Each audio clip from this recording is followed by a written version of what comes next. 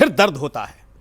जब बनारस और अयोध्या की तरह वहां किसी एक बच्चे, एक बाप के 40-40, 400-400 बच्चे गिनाए जाते हैं ना, तब तकलीफ होती है एसआईआर में।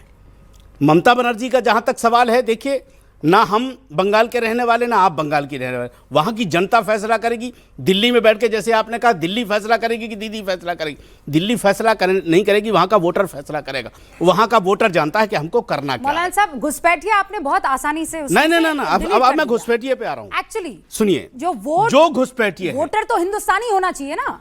हमारे हिंदुस्तान का कोई भी प्राइम मिनिस्टर, कोई भी चीफ मिनिस्टर कोई घुसपैठिया तय नहीं करेगा, हमारे मुल्क का आदमी तय करेगा। बिंदु वहीं पर आ गया। अब सुनिए, नहीं, एक सेकंड मौलाना साहब, पहले ओपनिंग, उसके बाद मैं आ रही हूँ ना। अच्छा, आप ओके। प्रदीप भंडारी जी, सुन लिया आपने, दिल्ली तय नहीं करेगी, बंगाल की का वोटर जो है कि जनता तय करेगी।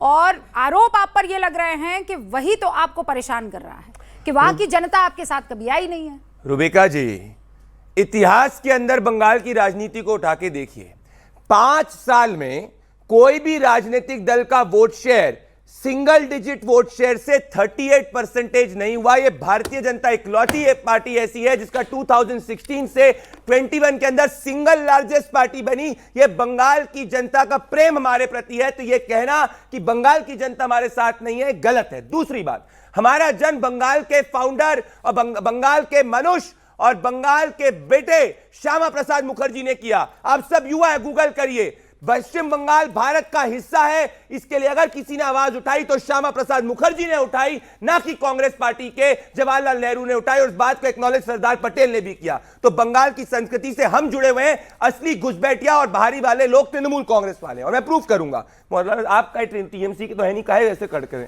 टीएमसी ज्वाइन कर ली क्या आपने? ये कैसे? देखिए, मैंने टीएमसी की बात करी, मैंने बोला नहीं, मतलब समझ जाइए, ये दूसरे सिद्धांत जो है वो कोई इंडिपेंडेंट मौलाना नहीं, तृणमूल कांग्रेस का मौलाना है, बाबरी वाले मौलाना कहां से सर्च करके लेकर के आते हैं, ऐसे कर रहे हैं। और मिथुन गाय अलग बता देते हैं, ये वैसे आ रहे हैं, बात नहीं करी, ये वैसे ही आ रहे हैं।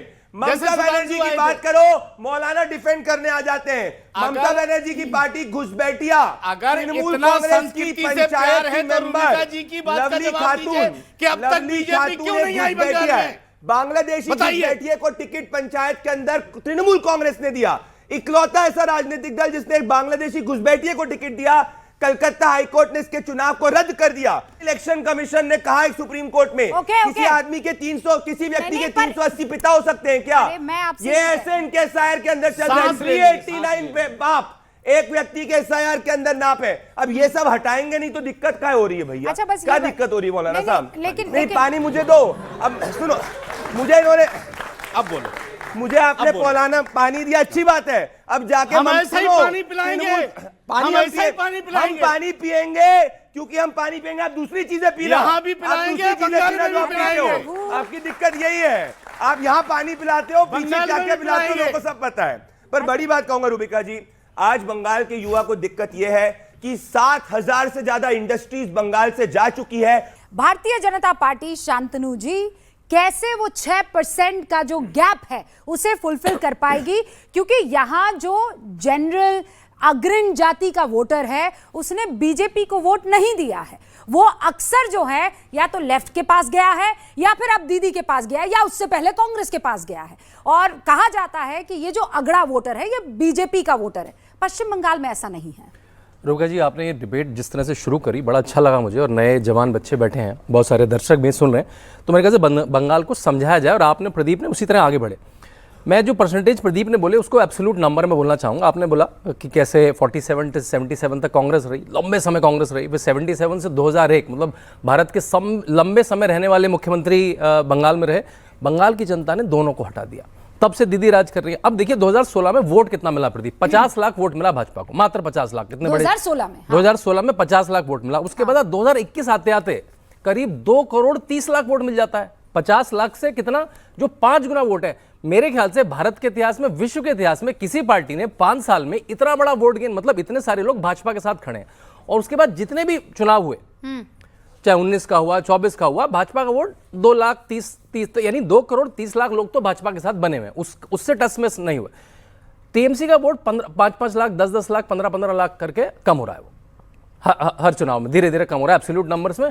कांग्रेस और वो तो रिलेवेंट है, 3-4% वोट पे ना विधायक बना पा रही है। बड़ा सुनने में भी अचरज रहता है, जो पार्टी 30 साल रही, 40 साल रही, वो 2% वोट नहीं ले पा रही है। तो भाजपा आप पे है, 5 साल में आपने इतना गैदर कर लिया, अब ये 4-5% वोट की बात है। तो जिस तरह से पार्टी एग्रेसिव है, जो आपने देखा है भाजपा जिस तरह से एग्रेसिव है कि आपने खुद ही कहा कि क्या पता नितिन नवीन बने इसलिए कि वहां पे इस तरह का वोटर है, क्या पता वो युवा है, वो एजेंसीज को समझते हैं, वो डेटा को समझते हैं, उसको बनाए। बंगाल जाति के हिसाब से वोट करता है क्या स्वामी? देखिए मेरे ख्याल से ये अगर कोई समझ जाए कि कोई वोट कैसे करता है तो वो तो सबसे बड़ा ज्योतिष और विद होगा। जैसे बिहार में आपको पता है, यूपी में भी आप कमोबेश जानते हैं कि किस तरीके का वोटिंग पैटर्न रहता है। पश्चिम बंगाल के लिए ये एकदम इस पे 10 सेकंड और बोलो। मेरे ख्याल से हम लोगों को जो कितने भी लोग हैं, इतना अक्लमंद कभी नहीं अपने आप को समझना चाहिए कि हमें पता है कि वोटर तो A-B-C-D बहुत सारी चीजों से वोट करता है। पहले वो जाति पे होता था, अब जाति अभी पैरामीटर है, लेकिन वो पीछे खिसक गया। कैसे वोट करेगा बंगाल का वोटर, ये बताइए। ये डाइवर्ट करने की कोशिश कर रहे हैं, और पहले ये नैरेटिव कि क्योंकि बात बीजेपी के है, तो अध्यक्ष डाइवर्ट हो गया। क्योंकि बीजेपी के अध्यक्ष तो डाइवर्ट कायस्थ हो गया। बने हैं, इसलिए जो कायस्थ वोटर हैं बंगाल के, वो ना कायस्थों ने कभी ऐसा नहीं किया है। इतिहास गवाह है, हम रजिया सुल्तान के साथ भी थे, हम अकबर के साथ भी थे, हम औरंगजेब के साथ भी थे, और उसके बाद आज तक हम। इसीलिए जनता आपके साथ नहीं है। नहीं, जनता साथ होना हो, हम कम्युनल नहीं है, हम कम्युनल नहीं है। कायस्थ कम्युनिटी मुस्लिम रूलर्स, ये प्रणाम कौन सा वाला था? नहीं, हमें बर्बाद करने का। नहीं, आप सुनिए। जब मुस्लिम रूलर्स इन्वेडर्स इस मुल्क में आए तो कायस्थ गए थे और कहा धर्म परिवर्तन मत करिए, आपके एडमिनिस्ट्रेशन में हम आपकी मदद करेंगे। आप कायस्थ हैं जी, आप कायस्थ हैं। विवेक श्रीवास्तव हैं तो हुए, लेकिन हम कम्युनिस्ट हैं, कम्युनिस्ट जाति को मानते नहीं। हम कायस्थ नहीं, हम कम्युनिस्ट हैं। हम कम्युनिस्ट हैं, लेकिन ancestrally you can say genetically अगर आप डीएनए के हिसाब से देखेंगी तो there are Kayastha genes into it, that's a different issue. वो कह रहे हैं अल्लाह का शुक्र है, आई एम अ लेफ्टिस्ट। आपने कहा मैं कायस्थ नहीं कम्युनिस्ट हूं, कम्युनल नहीं कहा आपने। नहीं, मैं कम्युनल नहीं हूं, मैं कम्युनिस्ट हूं, मैं वामपंथी हूं। लेकिन देखिए आपने दो चीजें आज। वामपंथ का वहां क्या हाल है? नहीं, वामपंथ तो है और वामपंथ रहेगा। वामपंथ है, ये प्राइम मिनिस्टर भी जानते हैं। आपकी जुबान पर है ना? नहीं, मेरी जुबान पे नहीं है, मेरे प्राइम मिनिस्टर मानते हैं वामपंथ है। मेरे प्राइम मिनिस्टर को पता है कि आज कैपिटलिस्ट अमेरिका की जरूरत नहीं है, it is the communist countries which will stand with India.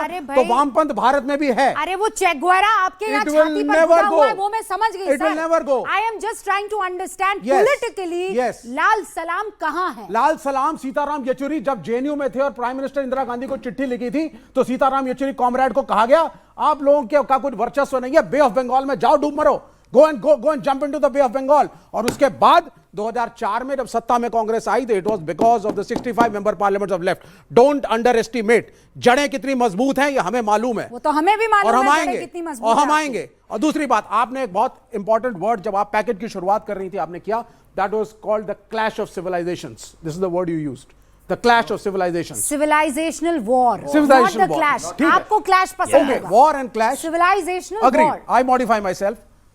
It's a civilizational war. Civilizations, which civilizations? Which civilizations? Turkman gate के ऊपर जा करके एक व्यक्ति रिट पिटीशन डालता है पीआईएल की, कहता है साहब इसको तोड़वाओ, वो तोड़वाया गया। फिर वो दूसरी जगह जाता है क्या दिल्ली में। तोड़वाओ सर? झूठ बातें। No, listen to me. पहले तुर्कमान गेट पर क्या तोड़वाओ? I want you to say क्या तोड़वाओ? I will tell you what the court. पहले बताइए क्या तोड़वाओ? I'll tell you what he was told by the Supreme Court of India. Listen to me. पहले ये बताइए क्या तोड़वाओ? एक मिनट, सुप्रीम कोर्ट का ऑब्जर्वेशन। विवेक अरे मैं आ रहा हूं ना, मैं आ क्या रहा हूं। तोड़वाओ? हाँ, उसने कहा साहब ये जो चीजें बनी हुई हैं, ये जो चीजें बनी हुई हैं, ये क्या? The area that he not the area, क्या तोड़वाओ? Let me speak. Supreme Court में वो शख्स जो रिट पिटीशन लेकर गया था उसने क्या बोला? क्या तोड़वाओ? सुप्रीम कोर्ट ने क्या बोला ये सुनेंगे आप? नहीं विवेक जी, पहले ये बताइए उसने क्या मांग की, क्या तोड़वाओ? मैं दोनों चीजों पे आ रहा हूं। नहीं दोनों चीज नहीं, पहले ये नहीं, पहले बताइए क्या तोड़वाओ? He said this particular piece of land is an particular encroachment. क्या? This particular piece of land is an encroachment. This particular ये जगह या ये बिल्डिंग एक जगह encroachment है, ये जगह जो क्या? मस्जिद के साइड में थी। बिल्कुल। ठीक है, आप बहुत चालाक आदमी हैं। मैं चालाक नहीं हूं। नहीं